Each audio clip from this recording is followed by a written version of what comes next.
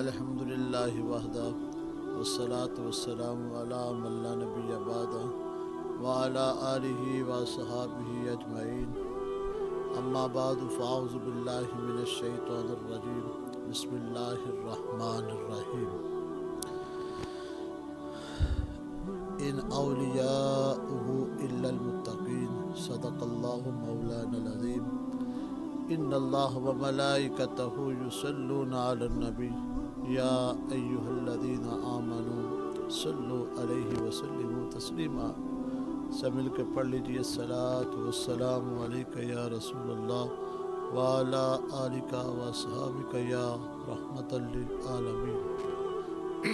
اللہ تبارک و تعالیٰ کی حمد و ثنا حضور مالک کوثر محبوب دلبر احمد مجتبیٰ جناب محمد مصطفیٰ صلی اللہ علیہ وآلہ وسلم کی بارگاہ میں ہدیہ درود و سلام عرض کرنے کے بعد آج 7واں روز ہے ہمارے درس صراط مستقیم جو آپ کے سامنے پیش کیا جا رہا ہے، یعنی کہ آج رمضان المبارک کی 7 تاریخ ہے، 7واں روزہ ہے۔ خالق کائنات سے دعا ہے کہ خالق کائنات ہمیں اپنے پسندیدہ طریقے پر رمضان المبارک گزارنے کی توفیق عطا فرمائے۔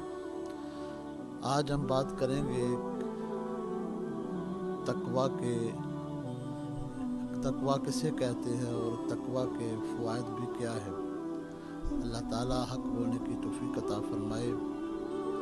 ہر کلمہ گو انسان کے دل میں یہ بات چھپی ہوئی ہے، ہر کوئی چاہتا ہے کہ عمل میرے جس طرح کے مرضی کے ہوں، میں چاہے اللہ کے حکم کو مانوں یا نہ مانوں، لیکن ولایت کے درجے کو وہ بہت پسند کرتا ہے۔ وہ چاہتا ہے کہ میں بھی ولی بن جاؤں، میں بھی اللہ کا دوست بن جاؤں، مجھے بھی ولایت نصیب ہو، مجھے بھی اللہ خاص بندوں میں شامل فرما لے۔ تو ولایت 2 طرح کی ہوتی ہے، ایک ہے ولایت عامہ، ایک ہے ولایت خاصہ۔ ولایت عامہ وہ کیا ہے کہ اللہ رب العزت فرماتے ہیں اللہ ولی الذین آمنوا، ہر ایمان والا اللہ کا دوست ہے، اسے کہتے ہیں کہ ولایت عامہ۔ جس نے کلمہ پڑھ لیا وہ ولایت عامہ میں شامل ہو گیا، وہ بھی اللہ کا دوست ہے۔ لیکن ایک ہوتا ہے ولایت خاصہ، خاص ولایت، خاص بندوں کی ولایت۔ وہ کیا ہے؟ ان کا معیار ہے کوئی، ان کا کوئی سٹیٹس ہے کوئی۔ وہ کون لوگ ہیں؟ وہ متقی لوگ ہیں، وہ تقوی والے لوگ ہیں، جن کے متعلق اللہ رب العزت ارشاد فرماتے ہیں ان اولیاؤہ الا المتقین، اللہ کے جو دوست ہیں وہ تو متقی ہوتے ہیں، وہ پرہیزگار ہوتے ہیں۔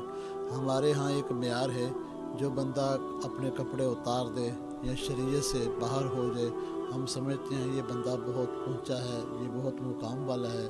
لیکن شریعت کی روح میں اگر قرآن سے کوئی سبق لے کر، قرآن سے درس لے کر کوئی سمجھا جائے تو اس کا مطلب یہ بنتا ہے کہ جو بندہ پرہیزگار ہوتا ہے، متقی ہوتا ہے، اللہ تبارک و تعالیٰ اس کو اپنا دوست بنا لیتے ہیں، اور ایسے دوست کو اللہ تعالیٰ ولایت کا درجہ عطا فرماتے ہیں۔ یہ ولایت خاصہ کی بات کی جاتی ہے۔ نبی کریم صلی اللہ علیہ وآلہ وسلم نے اپنی زندگی مبارک کے اندر صحابہ کو جو سکھایا، اس میں سے سب سے بہترین جو معیار تھا، جو سٹیج تھا، وہ یہ تھا کہ صحابہ تقوی پر بڑا قائم رہتے تھے۔ آگے تابعین بھی تقوی پر قائم رہتے، تبع تابعین بھی تقوی پر قائم رہتے۔ آپ نے حضرت امام اعظم ابو حنیفہ رحمۃ اللہ تعالیٰ علیہ کا نام سنا ہوگا۔ آپ بڑے تقوی کے اوپر ثابت قدم رہتے تھے، ہمیشہ وہ تقوی ہی اپناتے تھے، ان کا سارا عمل جو ہے وہ تقوی میں گزر گیا ہے، اور اللہ تعالیٰ نے ان کو بڑا مقام عطا فرمایا تھا۔ اور ایک تو روایت بھی ملتی ہے کہ حضرت ابی بن کعب رضی اللہ تعالیٰ عنہ سے پوچھا گیا کہ تقویٰ کیا ہے، تو آپ فرمانے لگے کہ آپ کبھی خاردہ راستے سے گزرے ہیں؟ تو سائل نے عرض کی کہ ہاں جی ہم گزرے ہیں۔ آپ نے فرمایا کس طرح گزرتے ہیں؟ تو وہ کہنے لگے جب میں گزرتا ہوں خاردہ راستے سے تو اپنے دامن کو سمیٹ لیتا ہوں، کوئی کانٹا میرے جسم کے ساتھ الجھ نہ پڑے، میرے دامن کو خراب نہ کر دے۔ آپ فرمانے لگے بس یہی بات ہے، جس طرح راستے سے گزرتے ہوئے اپنے دامن کو بچا لیتے ہیں، چھپا لیتے ہیں، کوئی کانٹا لگ نہ جائے تو کوئی دامن خراب نہ ہو جائے، اسی طرح گناہ سے بچ کر زندگی گزارنے کا نام تقویٰ کہلاتا ہے۔ اور جو بندہ تقویٰ اختیار کر لیتا ہے اللہ تعالیٰ اس کو پسند فرما لیتے ہیں۔ امام اعظم ابو حنیفہ رحمۃ اللہ تعالیٰ علیہ ایک ایسی شخصیت ہیں جو جوانی کے عالم میں وہ کپڑے کی دکان بھی انہوں نے ساتھ رکھی ہوئی تھی۔ ایک دن کیا ہوا کہ دکان بند کر کے جا رہے ہیں، راستے سے میں کسی نے پوچھا کہ حضرت آپ دکان بند دن کو ہی کر کے جا رہے ہیں؟ تو آپ فرمانے لگے کہ بھائی وہ موسم خراب ہے تو بادل بنا ہوا ہے، کسی چیز کی کوئی چیز صحیح نظر نہیں آ رہی، کہیں ایسا نہ ہو کہ کوئی خریدار آئے ہمارے پاس تو ہم یہ کریں کہ اس کو وہ کپڑا جو ہے ہم اچھا کر کے دے دیں لیکن اس میں کوئی خرابی ہو۔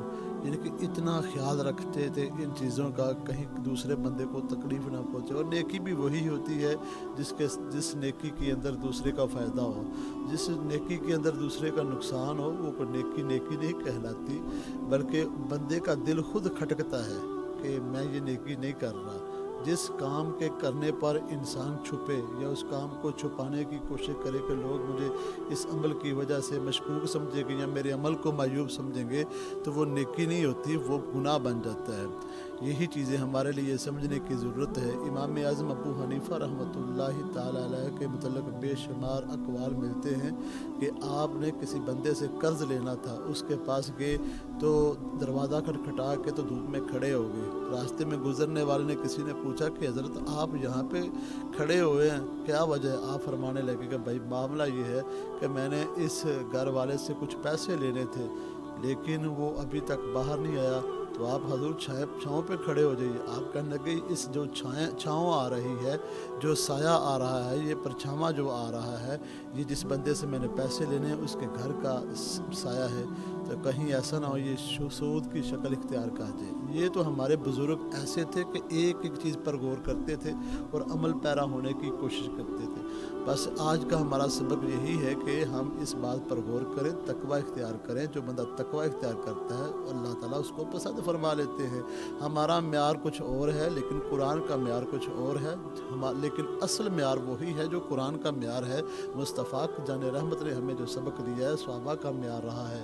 اس کا فائدہ کیا ہوگا؟ حضرت انس رضی اللہ تعالیٰ عنہ روایت کرتے ہیں، حضور نبی اکرم نور مجسم شفیع معظم صلی اللہ علیہ وآلہ وسلم نے ارشاد فرمایا، جو بندہ تقویٰ اختیار کر لیتا ہے پھر ایسا عمل ہو جاتا ہے، ایسا پسندیدے اس کے عمل ہو جاتے ہیں کہ اگر 2 نوافل بھی ادا کرے اللہ تعالیٰ 1000 نوافل ادا کرنے کا ثواب عطا فرما دیتے ہیں۔ یہ تقوی کی برکت سے ہے نا کہ جو ایک بندہ 2 نفل صرف ادا کر رہا ہے، ثواب اس کو جو مل رہا ہے 1000 نوافل کا ثواب مل رہا ہے۔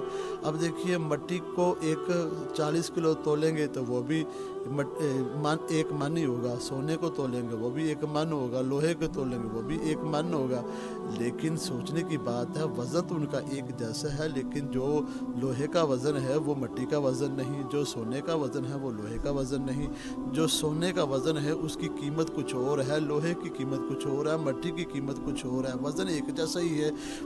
علماء لکھ رہے ہیں یہی بات سوچنے کی، عام بندے کے عمل کا جو معیار ہے وہ مٹی کی طرح ہے یا لوہے کی طرح ہے، لیکن جو متقی ہوتا ہے اس کا معیار سونے کی طرح ہوتا ہے، عمل وہی ہوتا ہے لیکن اجر اللہ تعالیٰ بے شمار عطا فرما دیتے ہیں۔ ہم آج سے عہد کریں کہ تقویٰ اختیار کریں، جب ہم تقویٰ اختیار کریں گے تو اللہ تبارک و تعالیٰ خاص کرم فرمائے گا۔ لیکن بعض لوگوں کے ذہن میں آتا ہے کہ تقویٰ شاید کسی کام کے کرنے کا نہیں، کچھ کام کو ترک کرنے کا نام تقویٰ ہے، یعنی گناہ کو ترک کر دینا، مشتبہ چیزوں کو ترک کر دینا، جس میں تھوڑا سا بھی مشکوک نظر آئے، معیوب عمل ہو اس کو ترک کر دینا، ترک کر کے وہ کام اپنانا جو کام اللہ تعالیٰ نے حکم دیے کرنے کے وہ کرنا، جن چیزوں سے منع فرمایا وہ ترک کر دینا، اسی کا نام تقویٰ، پرہیزگاری بھی اسی کا نام ہے۔ اور جو پرہیزگاری کو اختیار کر لیتا ہے تو اللہ تبارک و تعالیٰ اس کے 2 نفلوں کو 1000 نفل پڑھنے کا ثواب عطا فرما دیتا ہے۔ اللہ تعالیٰ سے دعا ہے کہ اللہ تعالیٰ عمل کی توفیق عطا فرمائے۔ وآخر دعوانا ان الحمد للہ رب العالمین۔